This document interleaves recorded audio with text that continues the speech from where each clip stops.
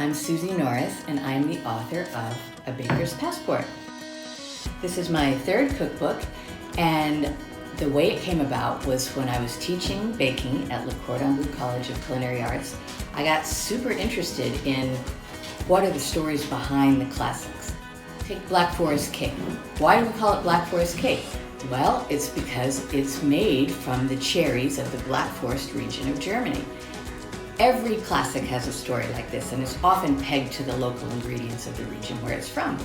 So what I did was just grab my passport and start going around to these places and finding these recipes, learning their stories, and I've collected them here.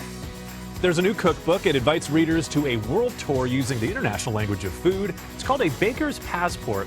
Author and pastry chef Susie Norris is here with select treats and techniques to elevate your own baking adventure. Good morning, Susie. Thank you for being here. Thank you. Everything looks gorgeous and delicious. Let's talk about this technique that you say is key if you want to make a really great cake. Yes. It's all about the whipping? It's the whipping. You've Okay. got to get air into these proteins. I'm hoping to inspire readers why these desserts are so good, why these savory dishes are so important for us to make.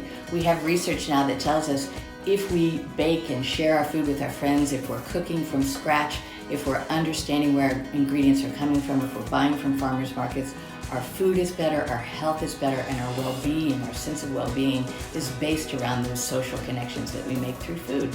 Food writer, pastry chef, and educator Susie Norris believes home-baked meals and mood-lifting sweets unite communities and families around the world. Her new cookbook is A Baker's Passport.